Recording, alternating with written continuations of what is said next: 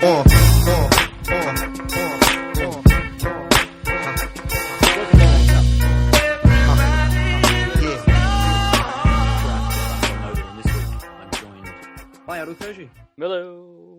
Just the two of us this week. You can make it if you try. Ooh, so we're going to do a shorter episode. We're just going to discuss a couple of games, just pick and talk about a game we have played each. Of course, we're drinking. What are we drinking, Adam? We are drinking the Solar Impulse by Good Chemistry. Yep. It is about this beer. Excellent. Oh, now should I read their theory or about this beer? About the beer. About this beer. A full-flavored, easy-drinking summer beer where the focus is squarely on hops. There's a big, zesty hit from the American varieties backed up by juicy tropical flavors from the Antipodean hops. Oh, the Antipodeans! Get out in the sunshine. These Australian people. Yeah, life's too short not to enjoy what you would do, so we decided to brew. First and foremost, we brew beer for you to enjoy, but we also think the art and science of brewing is fascinating and want to share that with you. And it is, this beer suits 53% sandals, 67% frisbee, and 74% picnics. I think what that means is it's kind of a hipster beer.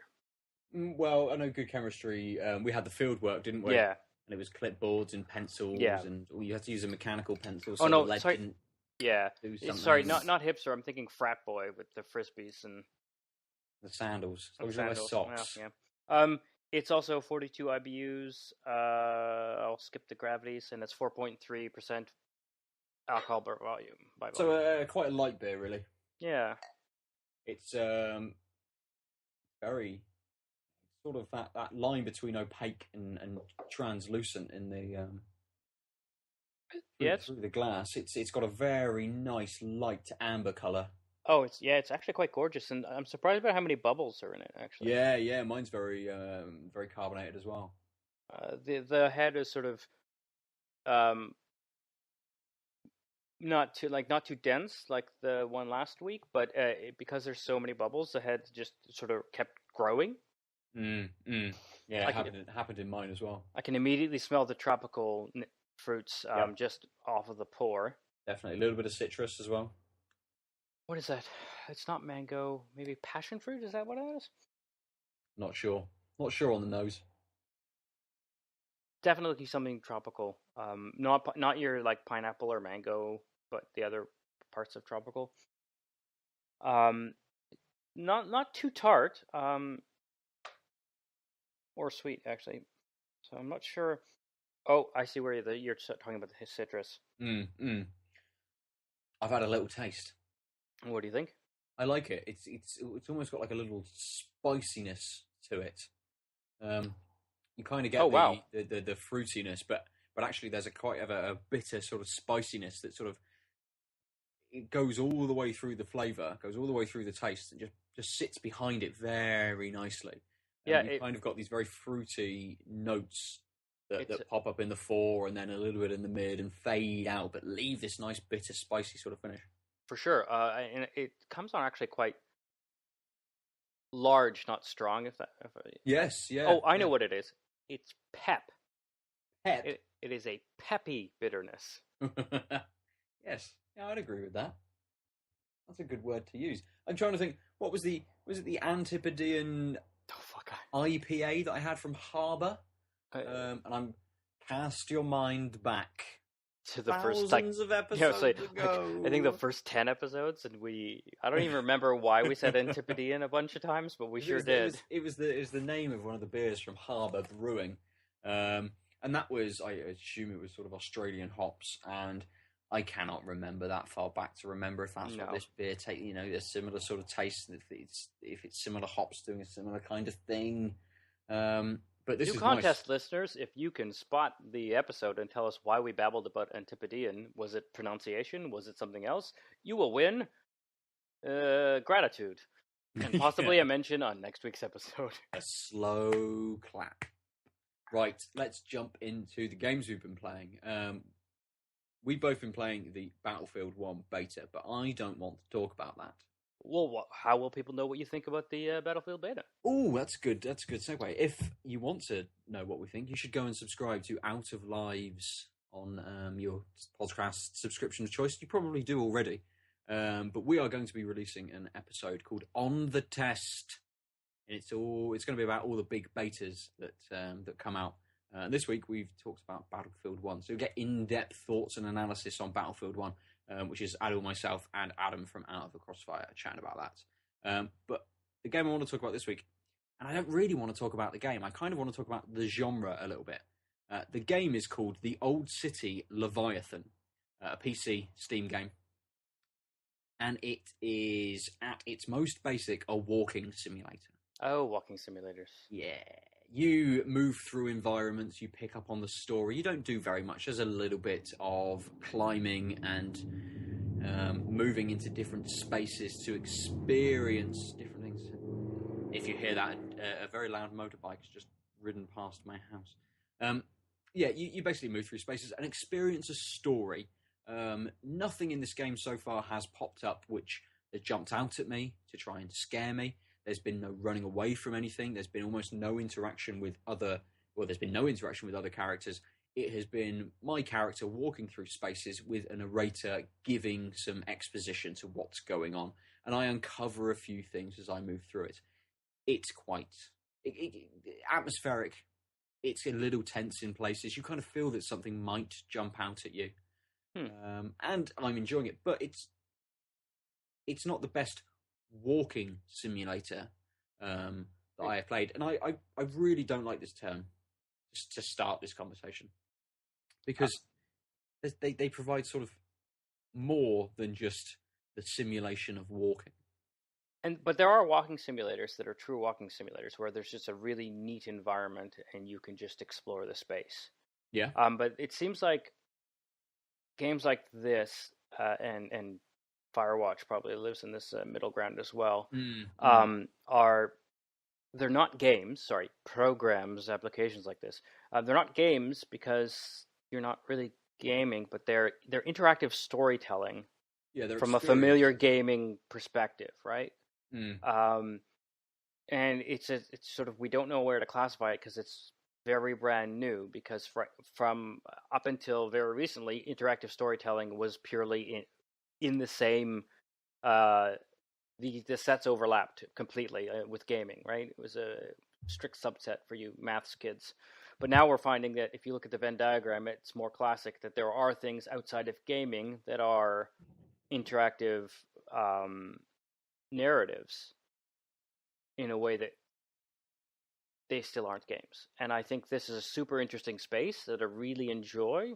I think that Gone Home was given away recently on PlayStation Plus. It was, yeah. And I think that because of that, I've heard a lot more people talking about walking simulators with less what the balls contempt that I'm used to hearing. I'm trying to think of the word, begins with a V. Vermint's. There's a lot of stigma with sort of walking simulator, and as a lot of people say, well, it's not really a game; it's kind of an experience. So, but what exactly? So, what's the problem with that? If you want to play something like that, or you want to experience something where you're moving through environments, you're getting a story given to you, then why can't these exist? I was gonna mention Firewatch. It's one of the best games I've played recently. I've really enjoyed that. Great story, really well written, great voice acting, the environments, the music. It's a beautiful, beautiful game. But the sort of the standout game in this is the Stanley Parable, which is, and it is proper narrative. It is clearly just a narrative experience. Yes. You're moving through an office environment, and it's very fourth wall breaking. You've got a narrator telling you things to do, and suddenly the game will restart, and the narrator will go, "Oh, you've not done what I said that you should do," and it interacts with you in that sort of way. And there's multiple endings. There's different places for you to go. You're not just walking around an environment. You are still sort of semi-puzzle solving on a larger scale across the whole sort of map. The map and the different experiences you can have are a giant puzzle, and as I say, with multiple endings, you have different things that you can experience. It's very much like a choose your own adventure narrative, but written well versus the dross that actually choose your own adventure books were. But I also think a good if you've ever played Bastion, that is like the epitome of a game with stellar storytelling. And then if you put Stanley Parable beside it, you can see how the one sort of, as you did a thing, the narrators would talk about it in a way that if it was clearly linked to what you were doing, not where you were. Like, oh, I'm in this zone, now it's going to say this. Oh, I did this thing, and immediately afterwards it's described to me. Yes. And that's why one of the reasons I loved Bastion. And then Stanley Parable sort of just took all the action gaming elements out of that and still retained the overall narrator saying what you're doing. And I think it's a good sort of it's a good juxtaposition between the two, because the narrators are both very interactive and responsive, but one's clearly a game and the other is in a gaming environment. Yeah. I think if you wanted to take it a little bit further, and if say you've played the Old City Leviathan, you've played the Stanley Parable, and they're kind of things that you dipped your toe into, and you think, okay, there's games like Firewatch would be the perfect game to then go and play to get a really good experience on it. But there's also a game I played recently called The Beginner's Guide. Ah, yes. And that came from Davey Reedon, one of the guys who made the Stanley Parable. Yeah. Now this game is almost the epitome of walking simulator. It is almost the only thing that you do. You walk, and a narrator just talks to you, and the narrator drives you through these experiences. You're not really taking yourself through any experience. You are following almost a set path, moving through, doing what you're being told to do, almost. It's an interesting hybrid of the sort of, when you do a thing, the narrator comes in, like the interplay between the narrator and you doing things in the environment, and an on-rails game. Yeah. I think The Beginner's Guide sort of stands out because it's sort of like a social commentary as well. If you're listening to what the narrator's actually saying and the themes behind what's going on and what he's trying to do, moving you through these different experiences, it is a very good social commentary. And it had people scratching their heads as to whether it was real or not. If you play it, you'll understand what I mean. So, really, what I wanted to just say was that there's such a broad spectrum of games within this genre which don't really have a genre. They are more interactive experiences for people to play. There's no need for people to be, upset about them or say, well, I'm not going to play that. It's a walking simulator. Because there's lots of games that I don't play of multiple genres, but to be fair, I mean, it's not the best label, but the people who are all like, that's not a real game, are the same people who skip cutscenes. So, like, they wouldn't enjoy this. Like, if you called it like a narrative game, they would still skip it based on its properties, not necessarily the label. Yes, yeah. But I agree, walking simulator, it's such a drab descriptor, especially because most of them have a very enticing, unique, immersive narrative element. A walking simulator, when you go for a walk, when someone says, "I'll go for a walk," it doesn't conjure up an adventure or a really interesting story. It kind of conjures up relaxing and just looking at the world and taking a breather. And most of these games aren't that. They might have elements of that, but they're more. And so I think that's why it's such a jarring title. Yeah, very much. And I think you suggesting using the word narrative more is a much better descriptor for them, because a lot of them are very narrative-driven experiences. So let's start calling walking simulators narrative experiences. There you go.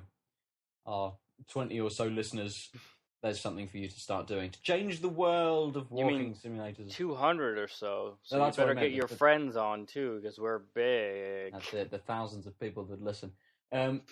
let's move past walking simulators. Aadil, what have you been playing this week? Besides betas and some drunken Titanfall nights with some Xbox friends, yes. The game I've played the most has been Earthlock. Okay. Which is a JRPG style turn-based RPG from Scandinavia.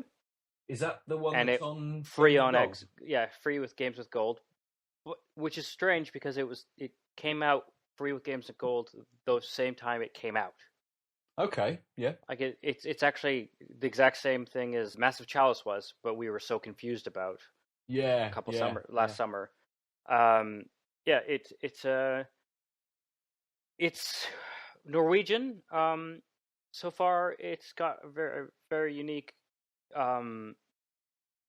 It's not your standard fantasy realm. There's a bit of a twist, but it's very familiar. The mechanics are interesting, but there's also sort of maybe 3 to 5 hours in, you unlock a zone basically that any of your save points can take you to, that you do crafting that helps you make ammo, make new talents to give your people. So it's got a nice little extra element that we're not used to sort of spice it up. Almost like a little hub area. Yeah, and you can spend as much time as you want, like growing plants, like, and getting things, and you could just have amass a huge arsenal of whatever. Or you could just make 20 and then go on your way. So it's kind of nice that way. It doesn't sort of slow the game down in any noticeable way as far as progression. You can just leave whenever you want. Yeah. And the allows you to have a bit of a break from what's going on as well, to maybe do something else and assess your characters and upgrade them and things like that. And the basic premise is that magic was a thing, and then some cataclysm happened to the world, and humans became more sparse. But there's some degree of magic in the world, but it's not sort of universally practiced. And blah. That's all I got. Yeah. Like Final Fantasy and their crystals, everything revolves around crystals. But sort of. What's interesting is you start out in like a military training campy thing as a girl who's the granddaughter of the general, and then spoiler alert, on the first 10 minutes, you switch to an entirely new character who is in the wastelands as a scavenger with his shark man uncle, and you raid a temple, and then you go and then you meet people, and that guy goes on adventures to try and figure out what the thing he raided from the temple is. Okay. And I haven't seen the little blonde girl who cheated her way into a scout test thing since. Wow. How long have you played? Probably the 5 hour mark-ish, maybe. Yeah. Maybe less. It's hard to tell. I was jumping in and out of it, and Netflix and Gears. So there's not sort of a mechanic for you to be able to, at least not that you've found, to be able to switch back to that character. There's not sort of two stories running in parallel at the moment. It was just a completely separate sort of almost starting point for the game to then. I'm assuming like the storylines will converge, or I mean, the girl was in a technological rich area, it seemed. So perhaps she's in the pre-cataclysm time. Who knows, right? What is interesting is in your party you can pair people up, and then they build up bond points, and then basically there's you have different roles you can change on the fly, and it just burns one of your turns. Right. And if you have a full bond meter, or like TP in Final Fantasy, one of the pairs can switch to like the Uber version of their role. So the main dude is a thief, and he's like a hunter style, and his Uber role is AOE hunter style. Instead of just targeting one person, he targets everyone. Okay. Like 3 hours at a time and all that sort of shit. Well, yeah, it's a gun, but he just shoots a bunch of bullets at everyone. Yeah, and then it clearly calculates misses, etc. Differently. So when I was against hard people, like I only killed one guy and slightly damaged another guy. When I was against people earlier in the game, I just wiped out the 6 things I was fighting. Yeah. And the more you play a pair, the higher stats they get, and they unlock more abilities. And that also means that you build bond faster. So it really promotes switching your pairs up so you can get the extra boosts of stats, etc. which I think is really cool. It's a good way of sort Nice. of not be doing the standard. I've got Cloud, I've got Barret. I had Eris, now she's gone. I guess I'll switch to Yuffie and just forget healing. Or Red 13, Yeah. or whoever you want to bring in. Like, yeah, it seems like a nice mechanic, something slightly different to set it apart from your sort of standard JRPG. But how does it, not rate, but how does it stand up on sort of the like upgrade elements for characters? And you've got basically a grid where you put cards, which are called talents, and so you unlock a talent point every level, and that allows you to spend a talent point to put a card down. But on your grid, there's 3 types of squares: ability, something else, and passive stat. I can't remember what the red one is because I don't have them yet. Yeah. So you want to build towards this sort of uber square near the bottom of your grid, and you start at the top middle. But you have to go through some of these red zones, and I'd never seen a talent of that type. Okay. And you can switch cards on the fly, but you can only swap them. So if you unlock a square, there will always be a card on that square. So it's a nice way of sort of, and you can, like, I can swap cards, but I've chosen my path. This character is going to have this many blue spots, etc. Yeah. Which is really neat. I also like that if you, I think it's RB or maybe it's one of the triggers. You can switch who in the party you actually are on the screen. So you can run around as the other party members. I don't know if that. Cool. Yeah, I don't know how that affects gameplay at all, but I thought it was a really nice touch while I'm wandering around on the quote-unquote world map to not always have to stare at the same dude. Yeah, you're that one sprite just running around. Yeah. I will also say that I was surprised that the water effects, they're fully engined reflections, so you can see your guy run by. Nice. Which, if for those you don't know, is actually quite a lot of calculations, which is why you can take a bunch of screenshots in the Division of you standing over a puddle thinking you're a vampire. Yeah. The puddles look gorgeous and the mirrors look gorgeous, but there's no people, there's no action because they're all pre-rendered. And this, the water looks great, and you run by, and it's like, holy crap. I'd say the lore is interesting, but not super enticing. Okay. So it's a fun little RPG. I hope it's not too long, oddly, because it's not that enticing. I kind of liked it. It's a nice little RPG filler that I haven't played. Yeah. I sort of think of it as like a 140-hour game. Yeah, and the gameplay isn't deep enough for that. But it's like I'm playing this instead of starting one of the old FFs, one of the first like 9 FFs again, because I felt like playing an old school RPG. That's sort of the way it sits. It's like filling the nostalgia need without actually being something I've played before. Yeah. What was it? What does it look like graphically? Is it because you find with sort of a few sort of JRPGs and stuff, they're trying to almost chase that slightly more retro feel and ape the slightly more popular JRPGs and.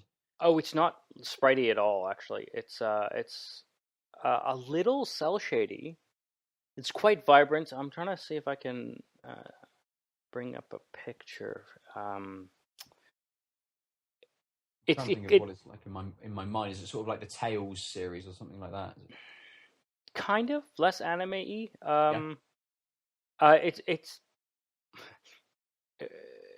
It kind of actually reminds me a little bit of Jaunt in the sort of way the lines and the color blocking is. Yeah. So yeah, it's Scandinavian looking.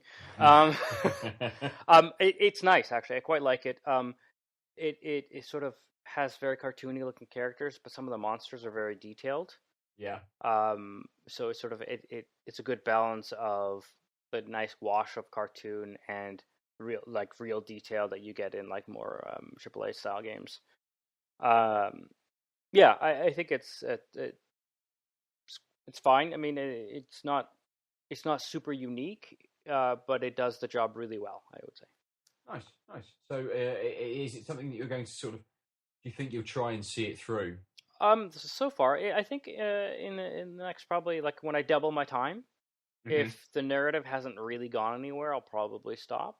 Yeah. Because right now, I mean, one of the characters is a scribe from the secret library town, and you're blah blah blah. And if that doesn't have much of a payoff for a while, and he just finds the next 3 places, he's like, oh, I'll have to write this into my log because I'm really interested, or I'll read about this when we get to the library. It's like, well, you're just reminding me that you're putting off information and narrative, and if so, I think that's a good barometer of I'm waiting.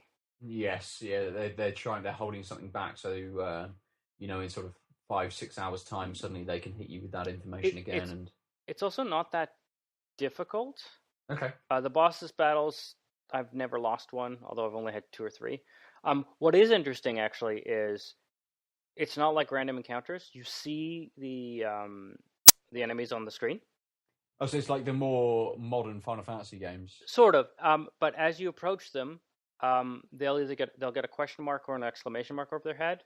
So like they're aware you're around. An exclamation mark means they'll charge you, and then a little meter starts. Basically, a circle slowly starts filling in, and it tells you in the middle a number, and that's the number of enemies. And if you don't hit A by the time the circle fills, it's they have advantage.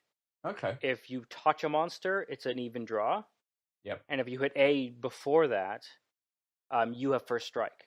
Nice. But so rather than an initiative system, but you've actually got a usable mechanic in there for. But what's super interesting is as soon as you go beyond the size of your party, number of enemies, you get a multiplier on XP. That's cool. So it turns out what you can do is you actually kite groups of mobs to other mobs if you're not in a very difficult zone. So like there's 3 here and there's 4 around the corner. I'm gonna take the 3, run around the corner, get the attention of the 4, so I now have 7 exclamation points, and then hit A before my little turn runs out. Now I've got a big fight on my hands, but I'm gonna get so much XP. Yeah. And I think it's nice because in the harder zones, you can also try and just get the attention of one. Like it's got a nice little, very MMO sort of pulling style. That's cool. Yeah. Nice, man. Nice. Good. So we talked about 2 very different games this week, which we don't always tend to do. I feel that you and I sort of have very similar taste in games, don't we? So we kind of always sing from the same hymn sheet. But well, I think this is a testament that I don't have a PlayStation right now, and yeah, that's true. Yeah. So let's finish for this week because the Sony press event's going on. We want to go and have a look at what they're saying about the new PlayStations. Can I just quickly ask you what your final thoughts are on the Solar Impulse? Is that what it's called? Yeah, it is. Yeah, and as you were doing so, I was just drinking it. I'm really liking it. I know. Was it in their description they said that it is a summer beer, which comes across. This would be perfect on a hot summer's day. Even though it has that bitter, sort of peppy notes to it the whole way through the flavour, it is quite refreshing. And I think I could have a couple of these. It's not a sessionable beer, but it's definitely one that if I was in a pub and they had this on, I'd have a couple before moving on somewhere else and then choosing to drink something else. It's definitely something that you'd finish the giant Good Chemistry Brewing. I think they're 660ml bottles. Yeah. Finish one of those off, and I could definitely have another one. I think. I think that would kind of be my limit on it. But it's nice. It's nice. I will say the reason why it can't really be a sessional beer to me is because it's got such a lovely, slow fading finish. Yeah. Like you don't have the impulse to drink it unless you're on a podcast talking about it and want to refresh your taste buds. So I kind of think session beers tend to be a little shorter on the finish. Definitely, you drink them quite quick. Yeah, so that would be the block for me. I could see myself nursing it on a patio and only really drinking it quickly when it got too warm. Yeah, definitely. And you thought, actually, I better open up another one because this one's not as refreshing as it was when I first started. I mean, I'm out of the 660ml bottle. We've been chatting for sort of half an hour, 40 minutes, and I'm about 2/3 of the way through. Yeah, I'm probably about the same. Actually, probably less. I'm probably at half, judging by how much is in the bottle and how much is in my glass. So I know what you mean about it being having that slow finish, and you want to sort of take your time with it, definitely. Yeah, good. So for another week, we have sort of been tanked up, ish. Depends if we've been drinking beforehand, which I haven't because I have a child.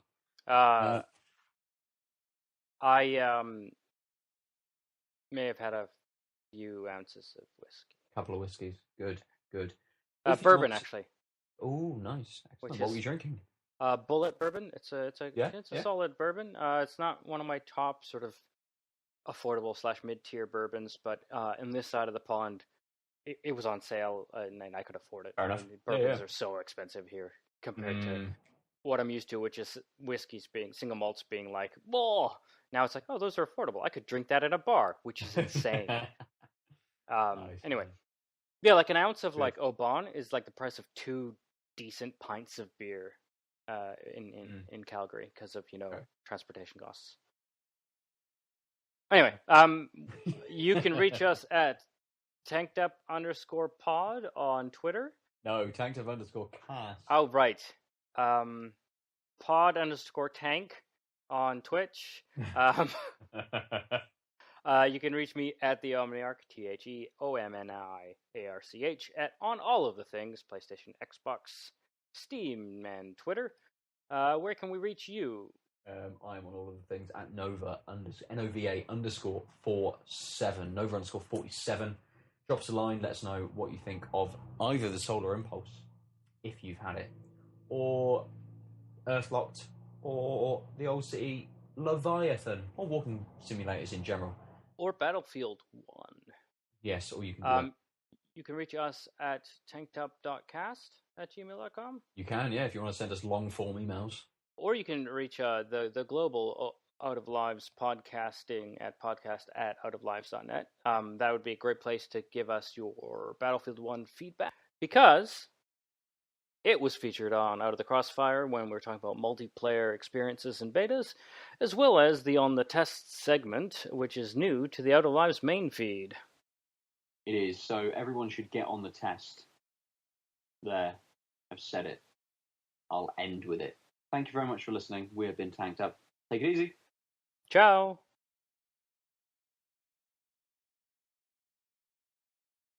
Holy shit. Mario is coming to the App Store. Is it? Yeah, Mario on the iOS. My prediction that Nintendo's pulling a Sega so far is supported. Yeah.